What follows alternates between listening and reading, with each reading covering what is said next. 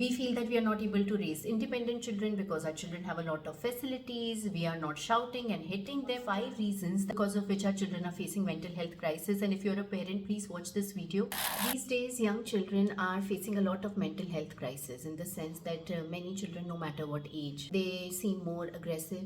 They seem to carry more anxiety, or we think that they're falling into depression or any kind of mental health in situation in which they are not able to understand their own emotions and they are not able to regulate, and they are facing a lot of challenges because of that. First, I want to focus on what we think is happening. We think that it is because we are not being strict enough with our children, that children are not being resilient, and that's why they are not able to face the real life challenges. We feel that we are not able to raise independent children because our children have a lot of facilities. We are not shouting and hitting them to discipline them. That's the reason they are turning out to be like this. But I want to focus on 5 reasons that actually are true because of which our children are facing mental health crisis. And if you're a parent, please watch this video because you will really get some answers here. The first reason that children are facing mental health crisis is because we are facing a lot of mental health crisis. We are not able to be calm and regulate ourselves around our children.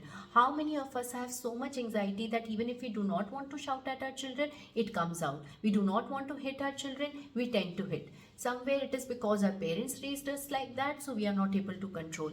But the truth of the matter is because children are mostly around adults who are stressed out. See, we have lots of financial pressures these days. We are working and taking care of our children, so because of that we are stressed out. We have a lot of pressure, academic pressure for children, performance pressure as parents, and then social media, and the list is so long, where because of which we are not able to be regulated as parents. When children are around us being dysregulated, it is very difficult for them to understand their own emotions and learn how to regulate their emotions and work with that resilience. Mostly we are not as resilient actually. Children will learn resilience when they will see parents display or model resilience. So that's one of the reasons our children are facing a mental health crisis. It is because of the environment of adults that they are living in. The second reason is that also, please do not think that I'm blaming parents, but it is really important for us to reflect if we are doing this, is that we are mostly blaming children and not understanding children. We are blaming them for their tantrums, for their emotions, for their lack of performance, for their being very hyperactive. We are always looking at what they are doing and how it is so hard for us to take care of our children. While that is true, it is also important for us parents to understand our children's development, how their brain works, what actually they need, how can we connect with our children. We are really focusing so much on parenting that we are not focusing on understanding and connecting with children emotionally that way. Children start forming basis for their resilience in their early years, and that really depends on what kind of secure environment or insecure environment they are living in. If their needs are being fulfilled, and needs not only mean food, health, and the basic clothing and shelter, I mean to say connection, attachment, somewhere when they feel that they are secure and they are safe, and even if they're feeling some emotions that they can't handle, they have a regulated adult who will understand and help them instead of getting dysregulated themselves or being unavailable. All these are prerequisites.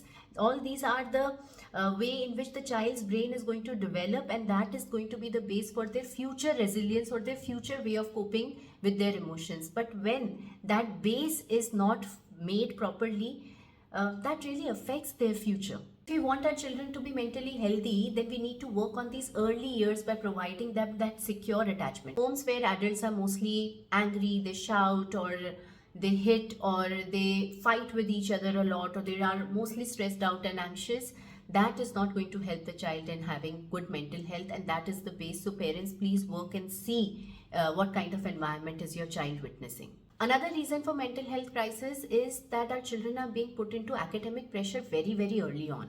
A child who is 2.5, 3 is put into a school, and it's not only a play school. By 3.5 years, the children are put into formal education. They are made to write at the age of 3.5 to 4.5 years, when barely their fine motor skills are developing. Just because some children are able to cope with it, other children are being pushed into it. Children who are being pushed into it, they face so much stress because they are not developmentally ready. Parents face so much stress, so they are putting it on their children also, and they are not ready to sit for formal education in a class and learn in that manner. They actually need to move, they need to play, they need to learn by doing, they need to learn by playing. So when we are pushing children into such formal education so early, their brain is the way it is developing is not going to help them in future mental resilience is what I'm going to say.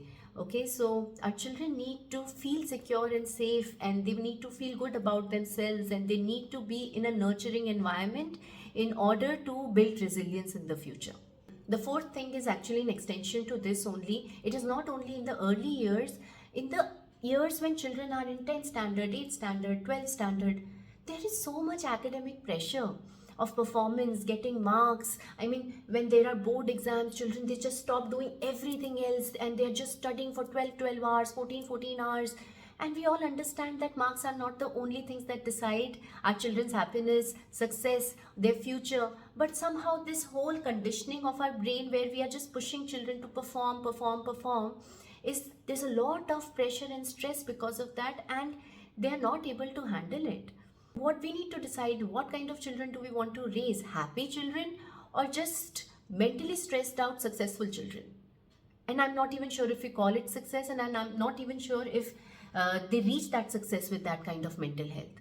So as parents, we need to show resilience. We need to be okay with their failures, their mistakes. We need to make sure that they understand that life is beyond marks, and we need to take this pressure off them and help them in understanding their true potential, understanding what they are good at, and all that, which is, we all talk about this so often. We see videos where people are talking about finding your child's true potential. Marks are not everything, but somewhere our conditioning is so strong that when it comes to our own children, we are not able to help it. And we see so many other people, there's so much competition, so many parents, so many children around us, having the same mental thinking that marks, that we also fall prey to it and we don't realize it. That's why this point may seem obvious, but it is very important to be talked about. Last point is the most obvious point actually. It is social media. We are giving children phones very early.